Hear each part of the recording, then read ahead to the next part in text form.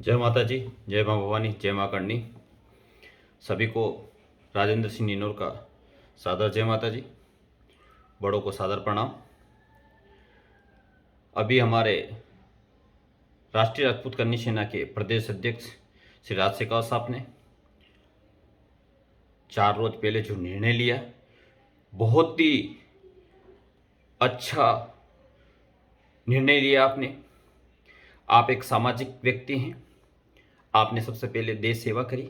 देश सेवा करने के बाद 5 साल तक रेगुलर आपने समाज को जोड़ने का काम किया। गांव-गांव, ढाणी-ढाणी पहुंचकर आपने समाज के हर एक वर्ग को साथ जोड़ा, साथ लिया। और आज आपने सामाजिक व्यक्ति होते हुए आज आपने राजनीतिक पार्टी ज्वाइन कर आपने समाज ही नहीं, देश के विकास में सहयोग करने की भावना व्यक्त करी, जिसमें हर एक व्यक्ति को इसका फायदा मिलेगा। आपके जो विचार हैं देश हित के लिए, समाज हित के लिए और हर एक जाति वर्ग को साथ लेके चलने के जो आपके विचार हैं, वो निश्चित ही आप राजनीतिक पार्टी में रहते हुए ये अच्छा काम करेंगे, क्योंकि एक अच्छे समाज सेवी को ही राजनीति की पार्टी में आना चाहिए। और आपने ये निर्णय लेके एक हर एक उस सामाजिक कार्यकर्ता को मन के अंदर एक भावना जगाई कि हमें अब राजनीति पार्टी में आकर देश सेवा और राष्ट्र सेवा करनी चाहिए। क्योंकि राजनीति पार्टी में ऐसे लोग होते हैं जो अपने स्वार्थ के लिए, अपने हित के लिए काम करते हैं। गुंडे बदमाश राजनीति के अंदर रह के आज देश सेवा नहीं कर सकते। देश सेवा वही कर सकता है जिसने समाज सेवा करी हो, जिसने समाज के हर एक व्यक्ति को साथ लेके चलाओ।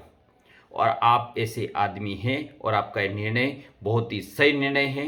हम मध्य गुजरात पूरी टीम, पूरा कन्या सेना परिवार, मैं तो कह रहा हूँ पूरे भारत का हर एक वर्ग, हर एक जाति वर्ग आपके साथ है, जो आपसे जुड़ा हुआ है, जो आपके विचारों के साथ जुड़ा हुआ है। हम इसलिए आपके साथ हैं क्योंकि आपके विचार राष्ट्रीय विचार हैं और हर एक तबके के व्यक्ति के साथ हैं। आपने जब देश के अंदर गलत किसी के साथ हुआ और हर समय आप उनके साथ खड़े हुए और उसका पूर्ण जोर से विरोध किया। आपने इसके लिए आपको जेल भी जाना पड़ा। आपने इसके लिए लाखों करोड़ों रुपया खर्च भी किया, सिर्फ समाज को एक जाजम पे लाने के लिए, समाज को जोड़ने के लिए। जब आपने समाज जोड़ने का काम कर दिया तो समाज के व्यक्ति की बात ऊपर तक पहुंचाने के लिए राष्ट्र में हो रहे हैं ये उद्दंड, जिनकी ऊपर तक बात पहुंचाने के लिए, क्योंकि राष्ट्र पार्टियों के अंदर जो बैठे हुए नेता हैं वो उनके कान पर जूं नहीं रेंग रही थी, उनको सुनाई नहीं दे रहा था। तो वहां तक अपनी बात पहुंचाने के लिए एक सामाजिक व्यक्ति को राजनीतिक पार्टी में आना अनिवार्य है। आप जैसे लोग यदि पार्टी के अंदर, राजनीति के अंदर रहेंगे तो निश्चित ही हर वर्ग, हर जाति वर्ग की बात को आप वहां तक पहुंचाकर उसको सफल बनाएंगे। तो आपका निर्णय बहुत ही सही निर्णय है। हम आपके साथ कल भी थे, आज भी हैं और आगे भी रहेंगे। और रही बात बीजेपी एक राष्ट्रवादी पार्टी है और इस पार्टी को लाने वाला ही क्षत्रिय है। क्षत्रिय हमेशा त्याग भावना वाला है, जिसने इस देश की एकता और अखंडता के लिए 562 रजवाड़े दे दिए थे और 70 सालों से क्षत्रियों ने राज नहीं किया। हर एक जाति वर्ग को मौका मिला इस देश पे राज करने के लिए, लेकिन क्या हो रहा है आपने देखा होगा कि इस देश को जातियों में बांट दिया। जहां क्षत्रिय राज करते थे तो सर्व जाति को साथ लेके चलते थे, किसी के साथ भेदभाव नहीं करते थे। किसी के साथ अन्याय होता था तो उसको तुरंत प्रभाव से सजा दी जाती थी, और आज यदि किसी के साथ अन्याय होता है तो बरसों लग जाते हैं उसको न्याय मांगने के लिए भी, और उसकी बात कोई सुनता तक नहीं है। लेकिन अब मुझे लगता है कि क्षत्रियों को राजनीति पार्टी में आना चाहिए और देश सेवा करनी चाहिए। क्षत्रियों के अंदर भी ही एक ऐसी भावना है जो किसी समाज के साथ, किसी जाति वर्ग के साथ भेदभाव नहीं करता है। और रही बात बहन बेटियों के साथ, यदि किसी ने अत्याचार किया तो वहीं चीर के फेंक देते थे। कभी भी राजपूतों ने कभी किसी बहन बेटी को गलत नज़र से नहीं देखा, हमेशा उनका दिल से सम्मान किया, क्योंकि उनकी शक्ति ही मात्र शक्ति थी। वो माँ भवानी की पूजा करते थे और हर एक नारी के अंदर वो उस शक्ति को ही देखते थे और उसी तरह उसका सम्मान करते थे। तो हमें ऐसे अच्छे व्यक्ति, अच्छे विचार के व्यक्ति को राजनीति में आकर इस देश की सेवा करनी चाहिए, ताकि इस देश के हर एक जाति वर्ग को अपना न्याय और अधिकार मिले।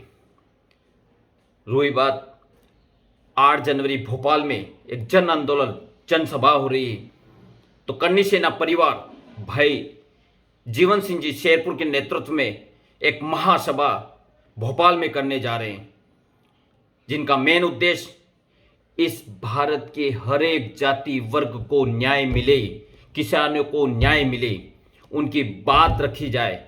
और उसी लिए 21 सूत्री मांगे रखकर आने वाली 8 जनवरी में भोपाल में एक महा आंदोलन हो रहा है।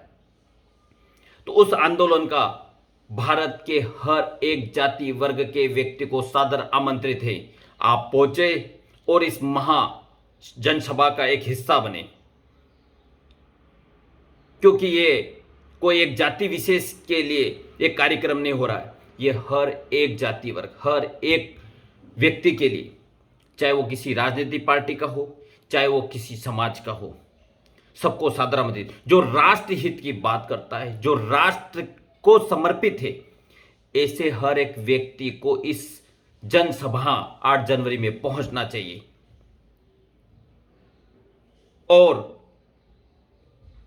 इस जनसभा को सफल बनाना है।